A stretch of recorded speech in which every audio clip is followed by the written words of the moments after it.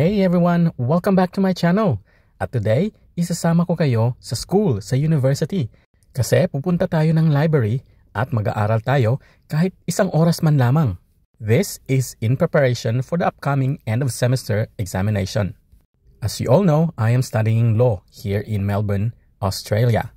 At ngayon, ipapakita ko sa inyo itong giant wall clock na naging isang tourist spot na din. Kada oras ay tumutunog ito. At ito ay makikita sa loob ng Melbourne Central Shopping Center. Malapit na malapit lang sa university na pinag-aaralan ko.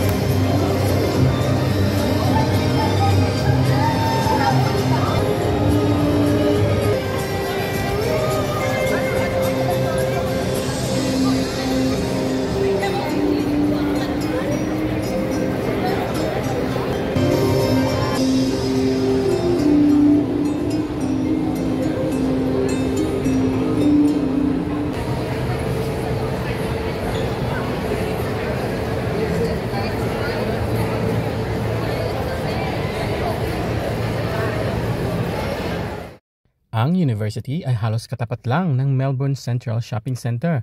Ang pangalan pala ng university ko is RMIT University. Ang RMIT ay short ng Royal Melbourne Institute of Technology. Nasa tabi lang din ng university na ito ang State Library of Victoria. Ipapasyal ko kayo sa ibang araw kasi napakaganda ng public library na ito. For now, let's cross the road, let's go to the university at mag-aral tayo kahit mga isang oras lang. Ang university na ito ay nasa city center ng Melbourne. Ito ay ang kanilang main campus. Marami pa silang campus sa iba't ibang suburb ng Melbourne. Marami din silang mga buildings dito, old and new. Ipapakita ko sa inyo ang ilan sa kanila. Ito ay ang bagong State Library Station ng kinoconstruct na Metro Tunnel. Malapit na yung mag-open. At conveniently located right across RMIT University.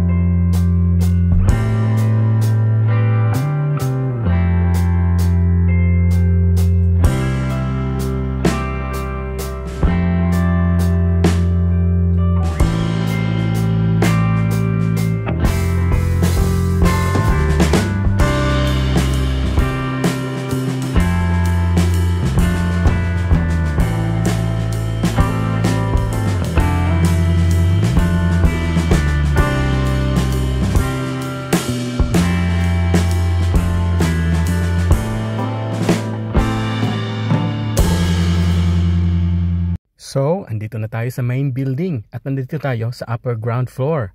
Makikita nyo, merong mga computers for the students to use. Pero makikita nyo din na hindi masyadong busy kasi nga it's summer. Wala masyadong mga estudyante na nag-aaral tuwing summer.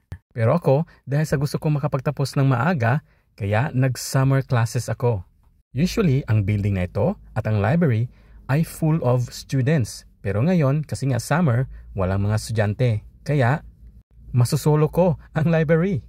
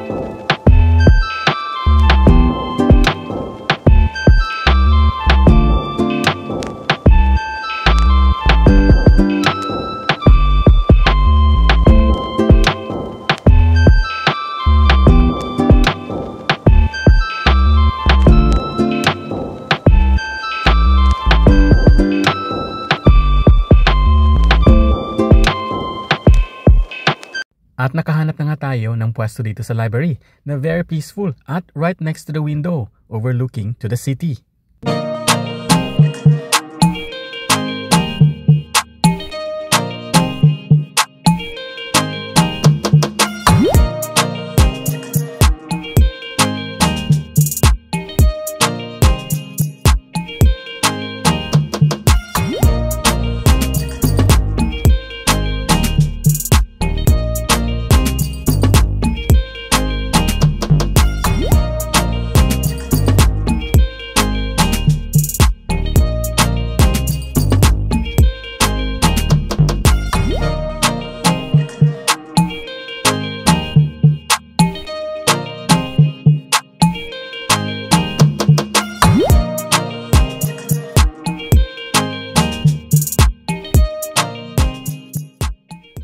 Tapos na tayong mag-aral guys. But before we go home, ipapakita ko muna sa inyo ang iba't ibang magagandang building dito sa campus na ito.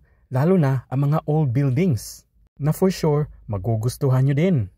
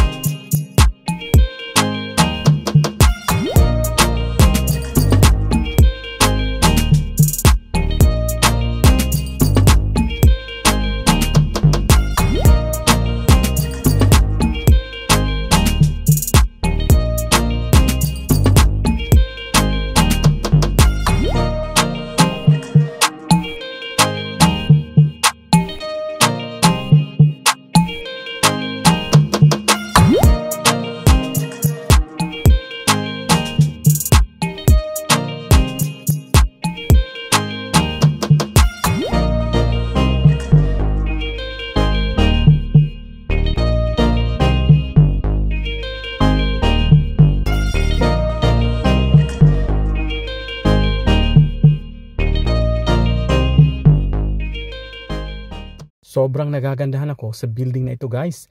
Napaka-historic, old, pero napakaganda. Constructed in the year 1881. At balik na tayo sa wall clock. Siyempre, alas 6 na kaya tumunog na naman. Kita nyo, ang daming tao. Thanks for watching.